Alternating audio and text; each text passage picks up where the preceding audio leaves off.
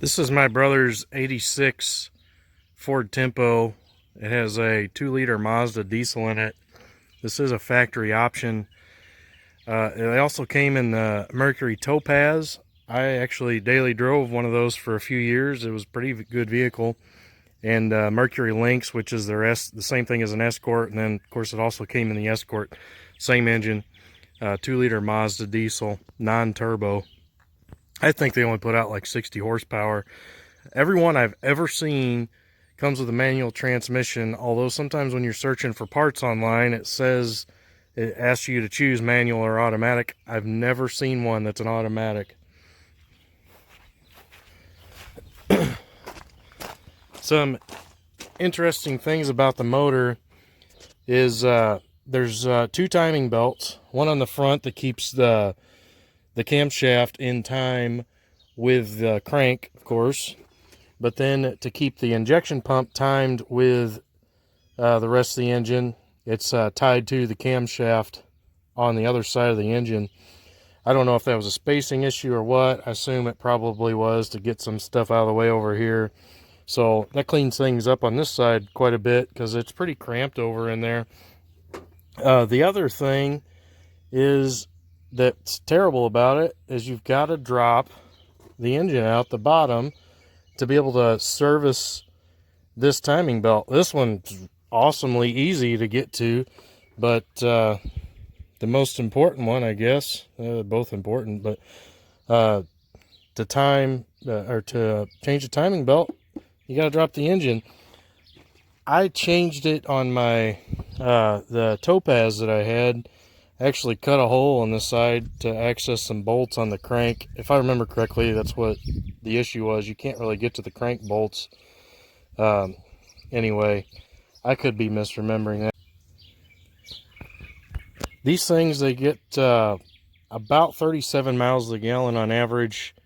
We live in rural Illinois, so it's a lot of state highway driving, but there's enough starts and stops that it drops your mileage down to 37. If you were to take it on an interstate trip somewhere and travel all interstate, they get 52 miles a gallon.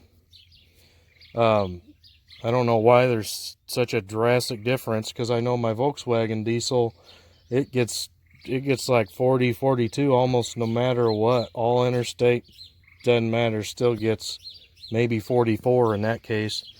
Pretty drastic difference on this one. They're very slow. 0 to 60 on them is like 20 seconds. Something ridiculous like that. But this one doesn't have air conditioning, but they can be had with air conditioning even, if you're into that, and I certainly am. Otherwise, everything else on the car is a normal tempo. I think maybe the stabilizer bar or something is a diesel only option. I've never, because this one was in an accident and I had to bend it back in place because I looked all over, never found a stabilizer bar that would fit. There's 2 different sizes that it lists on gas engines, and I was able to actually find both of them. Neither of them are the same shape as this one.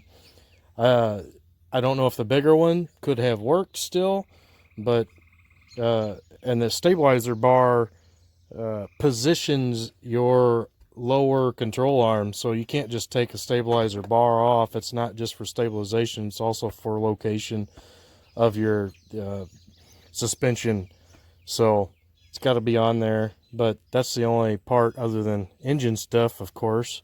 I don't know if the transmission is specific to diesel or not. That would be something interesting to find out. Never had to deal with burn up clutch or anything on these because they make almost no power. So I've never been able to burn up a clutch on one.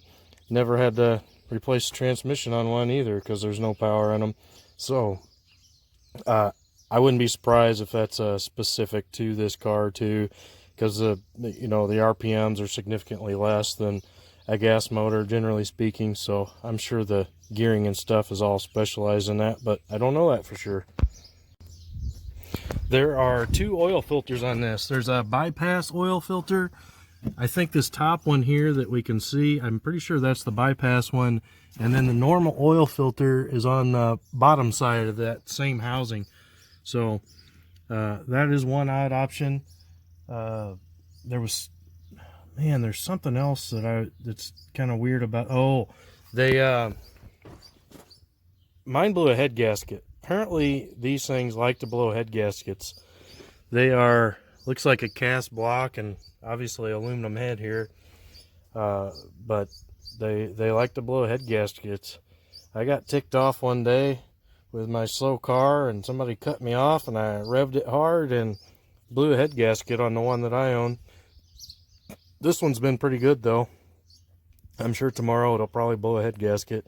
Apparently now, you used to be able to get parts for them, for engine components fairly easily because they sold well in different parts of the world. Canada and Australia, they sold a little better than they did here. But now it's getting hard. I hear that you've got to go to Australia to get a timing belt now. I haven't looked for that myself. I just, some other dude's video, he was saying that that was the case now. Used to be able to go to Advance and get these parts ordered back when I owned mine about 15 years ago. Thanks for watching. Hope you got something out of this. Hope this interests you. Obviously you would have shut the video off by now if it didn't. Please subscribe. I need subscribers. I don't particularly need more viewing hours to be monetized. I appreciate it. Thanks.